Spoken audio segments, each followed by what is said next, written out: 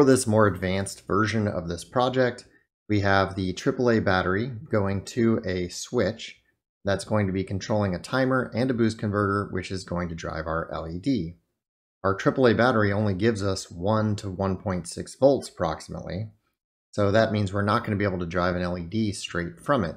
That's why we need to add in the boost converter. The switch and the timer are specifically to avoid this thing just staying on for extended periods of time if I forget to turn it off. In this video, we're going to be specifically looking at the boost converter block.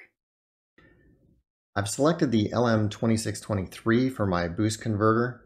This is actually a converter and not just a controller, and the difference here is that a converter is going to include the MOSFET that you need, whereas the controller is going to be controlling an external MOSFET, at least whenever you get these from TI.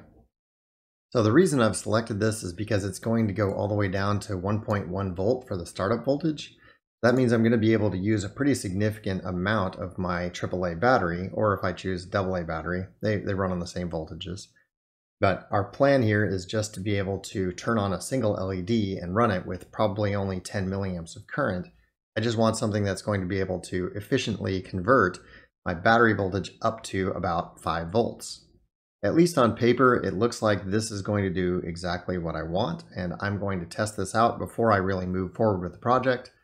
But I felt like I should go ahead and make a video showing how I would do this, because this datasheet is actually not very helpful whenever it comes to designing with this device. So let's go down and take a look at the application circuit.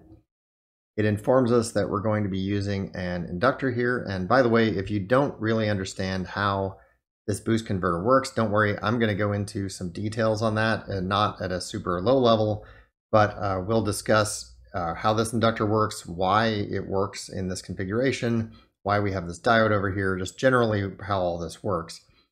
But right now, I'm just looking at the datasheet specs and how this thing is described in here. And it's claiming 4.7 microhenries for L1, and then we have a diode here that can handle 3 amps of current.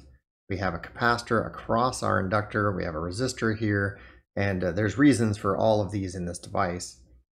The output is actually coming from over here. There's our 5 volt output, and here's the output capacitor as a 100 microfarad tantalum capacitor. They're very specific in what type of capacitor you should use over here. The output voltage is stepped down through a voltage divider, and the device is able to detect exactly what the voltage is at the output and adjust in order to increase or decrease the voltage through switching this node right here to ground, essentially. And that's going to cause the output to adjust to the right voltage. And we want it to be at 5 volts. So they have a 3-to-1 ratio here with a 300K and a 100K resistor. And it will get into details on pretty much all of this in this video. So don't worry too much if you didn't follow. Let's go on to the application section real quick, because I'm not really going to go into the details of all the specs on this device. I'm going to talk a little bit about some of it. But I think the real high-end capabilities of this device are going to be for higher current, higher voltages. I'm not going to be pushing this device to its limits, although we may be seeing one type of limit because we're going to be going to the bottom end of its voltage range. And we'll see when we hook it up on the bench how well it's able to work, because it says startup voltage is 1.1 volts in the worst case. So it could work below 1.1 volts, and that means maybe it's going to continue to work down to 0.8, and maybe my circuit will use all of my AA or AAA battery up, but maybe it won't. So we'll have to find out exactly how that's going to work.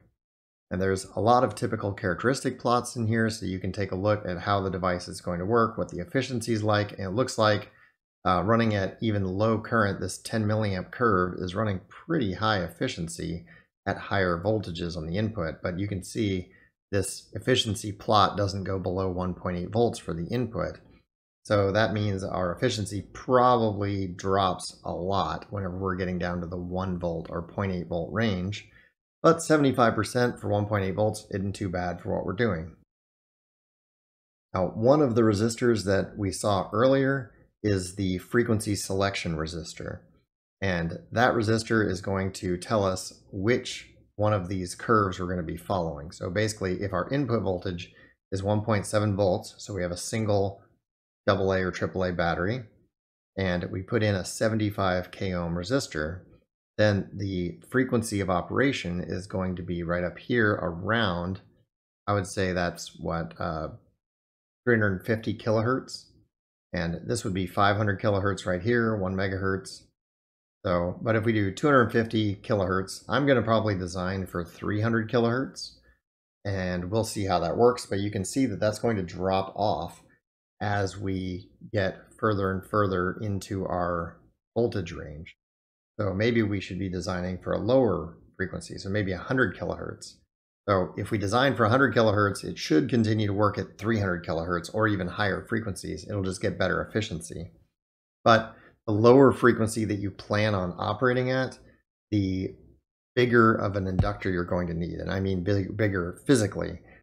There's a lot of other plots here that are interesting and could be useful to you. I'm just going to skip by these for now. Down here you can see the exact contents of the device, or I should say the block diagram of the contents of the device. You can see here that the frequency pin goes into the oscillator, so that's going to basically directly control what frequency this device is operating at, and that's going to go to that resistor we just discussed. So like a 75 k ohm resistor will go up to our input voltage, and that'll control what frequency the oscillator is operating at. One of the things that you'll notice in here is that there isn't anywhere in this datasheet that it explains how to select your inductor or how to select your capacitors for the boost converter. In the application, they talk about this capacitor right here, C3. So whenever you come down here, it says there's a nonlinear effect. So C3 capacitor is used to dump charge on the frequency pin in order to manipulate the duty cycle. So basically, this is helping to adjust our duty cycle and our frequency of operation. And you have to choose the right capacitor, and it'll tell you very specifically that this cannot be done through a calculation. So it says choosing the correct C3 capacitor to get the appropriate duty cycle for a particular application circuit is a trial and error process. So basically, we're just going to set up a place to put a capacitor here, but then we're going to adjust the capacitance to get what we want. So we'll probably try starting with 4.7 picofarads or maybe 10 picofarads, and we're going to adjust that up and down to see what we need. So I may put a strange series parallel circuit here so that I can combine different capacitor values to make it easier on me, because I have a bunch of standard capacitors laying around, and I can get about 5 picofarads from 2 10 picofarads in series, and that would give me what I want. Or I could have a single 10 picofarad in series there and just short one of them. And we'll see how it goes. I'll probably mess around with that whenever I get to the board design. But down here, it doesn't mention anything about the inductor selection. The datasheet does tell us how to set the output voltage using our feedback resistors. So basically, we're going to just select a value for RF2. In this case, 100K is what they selected. So they said 100K and then times this ratio, V out to 1.24 and subtract 1. So if you do the math here, you're going to get a ratio of about 3. So this RF2 being 100K, and it's going to multiply by 3, you end up with this being a 300K resistor. And if you look back at the beginning, that's what they showed was a 300K for RF1, 100K for RF2, and the output sitting at 5 volts. Basically, the way this typically works is that the feedback node is going to have some set voltage. It'll have a reference there that's independent of your input voltage, and that's going to force a current through this 100K resistor. And then this other resistor is going to be what decides the voltage at the output here. If the voltage tries to dip below the reference, then the output voltage is going to increase to adjust for that. And that's going to be kind of an automatic control loop set up through this system. Very simple. Internally, this device will have a lot more going on because it has 2 different modes, and we're not going to worry too much about how all that works. So now the question is, how exactly do we select L1 and how exactly do we select C2? These are the 2 most important components in our converter. Of course, this diode is important too, but it just matters that we have a diode that's going to work, not really any specific diode. just got to be a Schottky diode that's going to handle the current. So let's go ahead and switch over to LTSpice. I've decided to use LTSpice for this because I think it'll be faster and easier than my other simulators, and I don't really need any specialized models. I went ahead and set up a basic boost converter circuit. If you're not familiar with this, we have our voltage source that's going to be DC on the left-hand side, then an input capacitor, and in our simulator this input capacitor doesn't really do anything because it's connected directly across the source. But in our real circuit, we're going to need it, so I want to keep it here just for reference. Next, we're going to have our inductor, which is one of the key components of a boost converter. Then our diode, another key component, and the capacitor on the output, which is the last key component. RL is my load resistance, and that's just representing a 10 milliamp diode that's going to be connected running at 5 volts at the output. Now there's one important thing missing here, and that's going to be the controller and the switch. The switch and the controller are going to be inside the LM2623, but for the sake of this, I'm going to use a very basic controller setup. So I'm just going to go grab a voltage source and place it over here. And then I'm going to go place a switch. And this switch, I'm actually going to mirror and then rotate because I don't like the positive node for the control being on the bottom.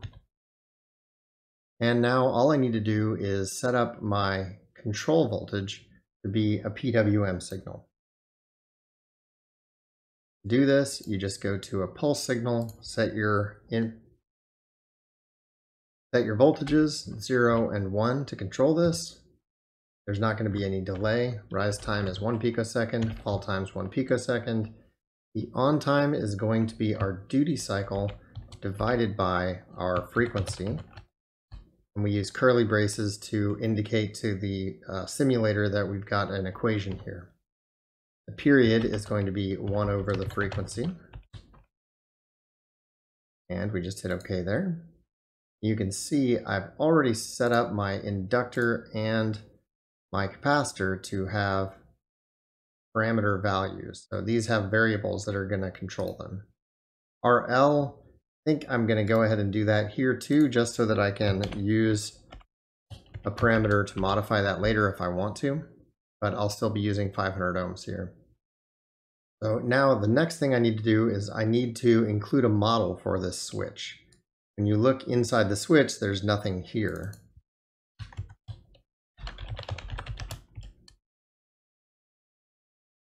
I just have to give it a unique name. The device that we're using has a typical on-state resistance of 0.17 ohms, and I'm setting the off-state resistance to 1 mega ohm, and then the threshold is just going to be 0.5 volts. That's how the switch is going to be controlled.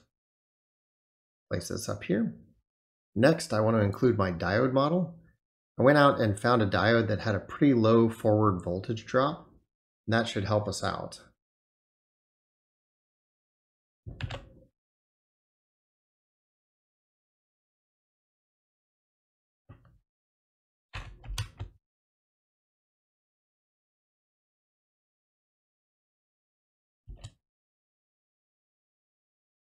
Then the last thing I need to do is add in my list of parameters. So basically the way this works is you just have a dot param statement, and then you have each one as a this variable equals this value, and then a space in between for all of them. Once you've made one of them, you can right click on this and then you can modify it directly in here. So I think we're all set up and we should be able to run this simulation immediately. I've set L1 to 1 milli to make it relatively large. I'm going to go ahead and set C1 to be 10 micro to make that also relatively large. So we should get reasonable functionality out of our boost converter.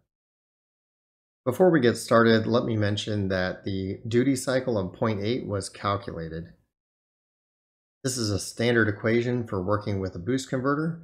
The output divided by the input is equal to 1 over 1 minus the duty cycle. You can rearrange this and then solve for the duty cycle. So in our case, if our input voltage is 1 volt or approximately 1 volt, and our output voltage should be 5 volts, then we're going to want an 80% duty cycle.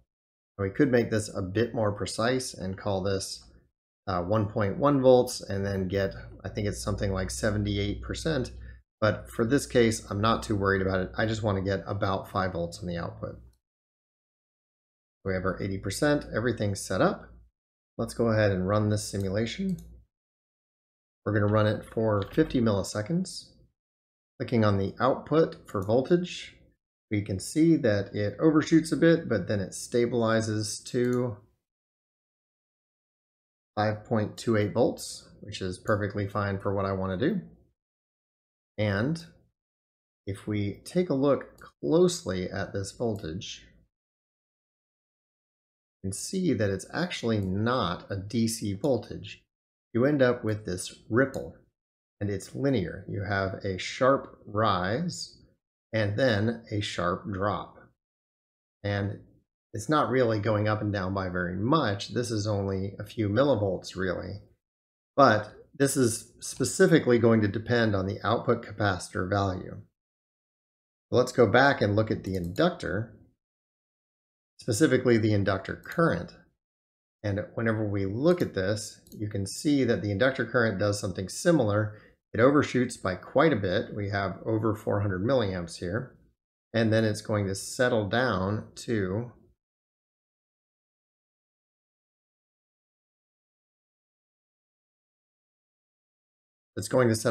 around 50 milliamps. And that's about what we'd expect. And what you have to remember here is that on the input, we've got about 1 volt. So in order to supply enough power to the output to drive 5 volts at 10 milliamps, then we're going to have to put out about 50 milliamps. So we need 5 times as much current because we're putting out 5 times as much voltage. So that power will always be approximately equal. Of course, the output will be slightly less power. Your efficiency is always going to be less than 100%. But that's how we expect it to work. So now we can go in and modify our parameters to see exactly what that does to our device. One of the key components is going to be this frequency. And I'd like to show how changing this frequency will directly affect our final result. So I'm going to go ahead and zoom out here, and I'm going to switch back to the output voltage only. So this is what we're getting now. So I'm going to add a step function here. It's going to step a parameter, which is going to be frequency, and it's going to use a list.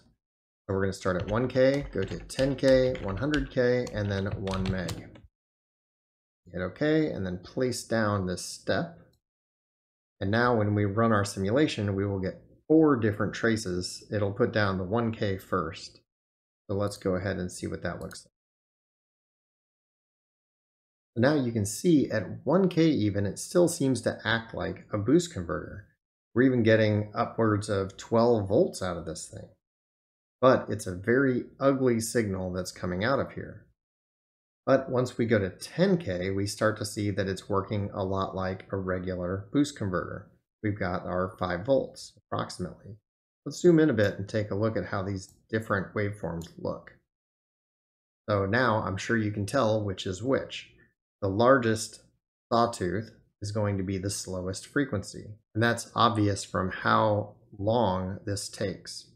Then the next fastest signal here is going to be the, let's see, 100K. And then our 1 megohm is very stable, barely varying at all. So the frequency that you operate at is actually very important. Unfortunately, with our controller, 100K is what we're going to expect to see with a voltage of about 1 volt. We might even have less than that. It might be operating down at 10K. I'm not entirely sure because the datasheet doesn't show the values all the way down at 1 volt. So now let's go into our parameter list and we'll leave our frequency at 100K. And now we're going to sweep to different values. So we'll do, instead of frequency, we'll do our inductor. And we're going to take our inductor and we're going to start at 1 micro. We'll go to 10 micro, 100 micro, and then 1 milli, which we've already seen the simulation for. And here you can see that at 1 micro, it seems to have a very high voltage coming out, almost 12 volts. 10 micro is down at 11. Let's go ahead and switch our steps so we only see the 1 microhenry inductor. And let's take a look right here. Now you can see that our current is dropping all the way to 0 amps. So this is operating in what we call discontinuous mode. And in discontinuous mode, the current drops all the way to 0, and then it ramps up and it dumps a ton of current all at once. And then it goes 0 and then it ramps up. But you can see this is taking a large amount of current to work. So we've got 5 amps of current at the peak. It's definitely way more than we would want to be using. So let's go back and look at the larger values. So now you can see that the ripple is getting smaller. We've got only a few milliamps of ripple with a 1 millihenry inductor. With a 100 microhenry inductor, we can see that the ripple gets much larger. It's going all the way up to almost 100 milliamps and all the way down to almost 9 milliamps. Now let's adjust our capacitor. On the output, we can change this from, say, 0.1 microfarad, 1 microfarad, 10 microfarad, and all the way up to 100 microfarad. You can see that the size of the capacitor seems to change the startup current very significantly through our inductor, but I wanted to look specifically at our output voltages. Now, looking at the output voltage, it takes a long time to stabilize at one of these. Take a look at what we've got here. We have a pretty much dead stable value there. I would guess that's our 100 microfarad. It's also going to take the longest time to stabilize, but then again, it's only 25 milliseconds, so most people won't notice that. Additionally, we've got our 10 microfarad that's got a pretty reasonable amount of ripple here, and then 100 and 1 and then 0.1 microfarad. So even with a 0.1 microfarad, the ripple's not that bad. I may choose to go with the 0.1 microfarad because for this application, if we have some ripple on there, it's not really going to make any difference. And I have a lot of 0.1 microfarad capacitors laying around. Now, I'd like to show also what happens if we start adjusting our output resistance.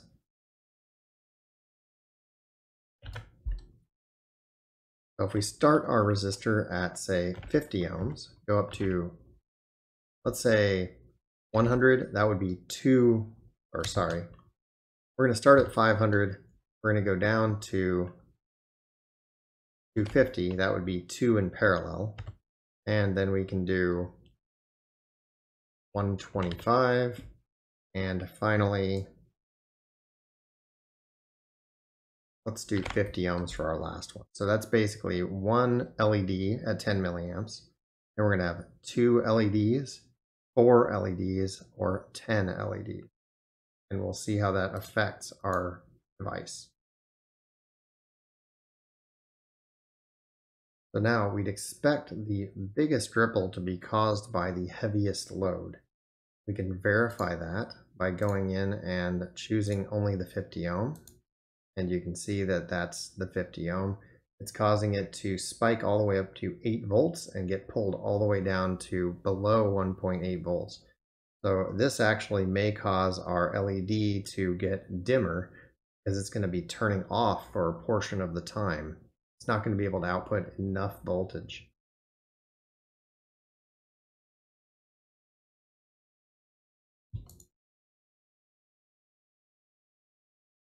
One LED shouldn't be a problem at all. It's getting down to 4.8 up to 5.4.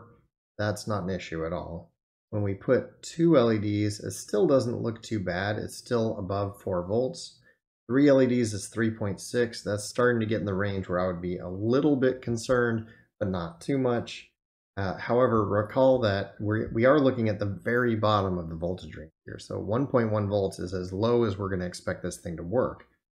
So if we were to increase our voltage, let's say we increase our voltage to 1.6 for a brand new battery, we run our simulation again,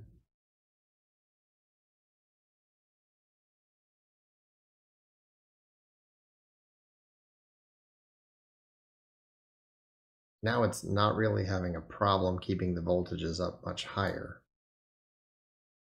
Of course, we are seeing much larger spikes going all the way up to 12 volts, all the way down to 2 volts here. I'll bet that adjusting our capacitor is going to help fix that. So I'm going to go ahead and adjust my capacitor up some. Let's go ahead and make this back to a 10 microfarad. There we go. Now, we are getting much higher voltages here. That's because my duty cycle was calculated for 1.1 volts. However, when you look at this, you can see that we've got very stable voltages on the output, no problems at all, driving that fairly heavy load. So, in the case that we need to, we could increase this capacitor and do that. So I'm going to go back to driving a single LED because my application only needs a single LED. I'm going to put my capacitor back to a 0.1 microfarad.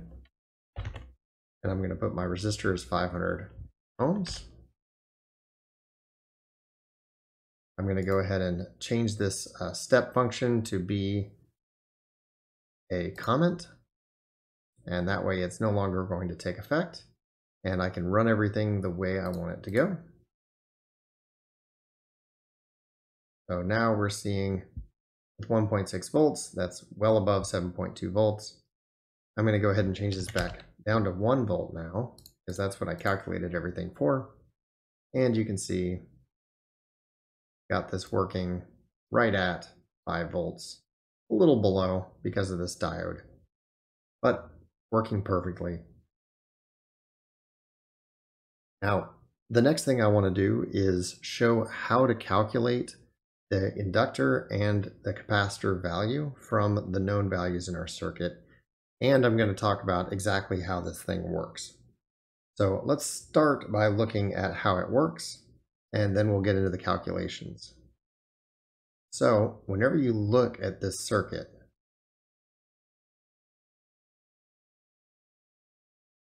ignoring everything else, we have a voltage source and we have an output voltage. And we want this output voltage to be as close to stable as we can. We'd like this to be a DC value, ideally.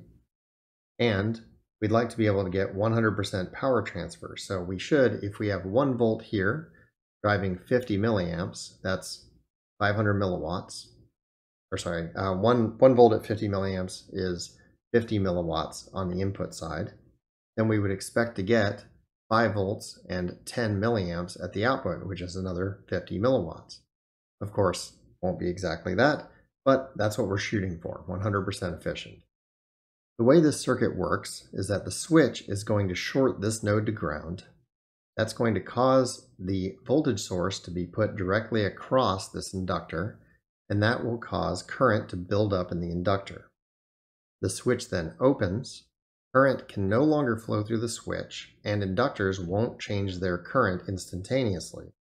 So that current will be forced through this diode and it will charge the capacitor. Over here on the capacitor side, the capacitor will be getting charged whenever this switch is open, and whenever the switch is closed, the capacitor will be discharging into the load. So, with all that said, let's look at how these work in our simulation. We can see let's not look at current there.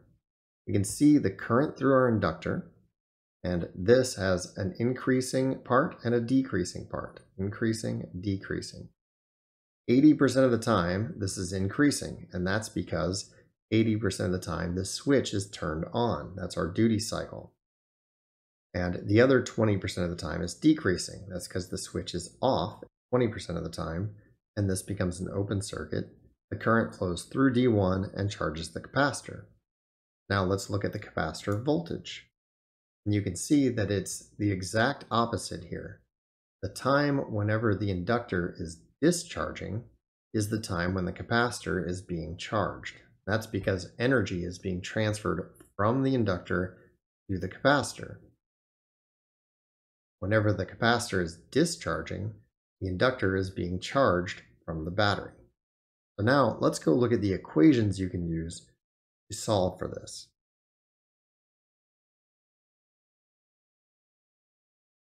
The current through an inductor is not able to instantaneously change. This is the voltage-current relationship in an inductor. Basically, we have the voltage across the inductor, the inductance value, and then the time rate of change of the current in the inductor. We can rearrange this to show that the time rate of change of current is equal to the voltage divided by the inductance. And in our circuit, during this 20% or during this 80% time, this will be a constant. I can show this over here, because when the switch is pulled to ground, you'll have 1 volt across the inductor. Whenever the switch is open, current will be forced through the diode, which is causing this to be a short. You have a voltage over here that's our output voltage, let's say 5 volts, and then on this side you have 1 volt. So our inductor is going to have 4 volts across it in the opposite direction. And that causes the current in the inductor to decrease. And you can see that here where the inductor current is decreasing during that 20% time when the switch is open. We want our current on average to be 50 milliamps through our inductor. In the worst case, I would say the very minimum would be 0 milliamps and the maximum would be 100 milliamps to maintain that 50 milliamp average. We're working with an 80% duty cycle on a 100 kilohertz signal. Period is 10 microseconds. That means our rise time is 8 microseconds and our fall time is 2 microseconds.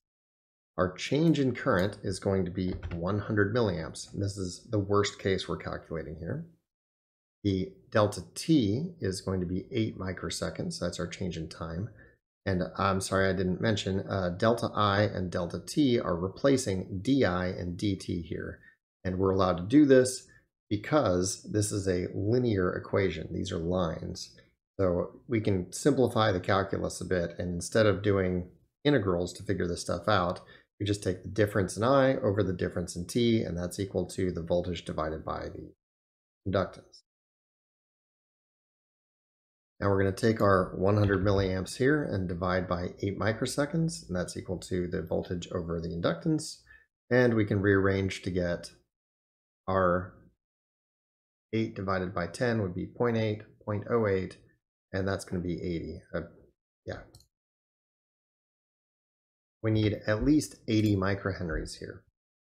Now we're going to leave alone the inductor, and that's going to be at the minimum value, and we're going to find the minimum capacitor value.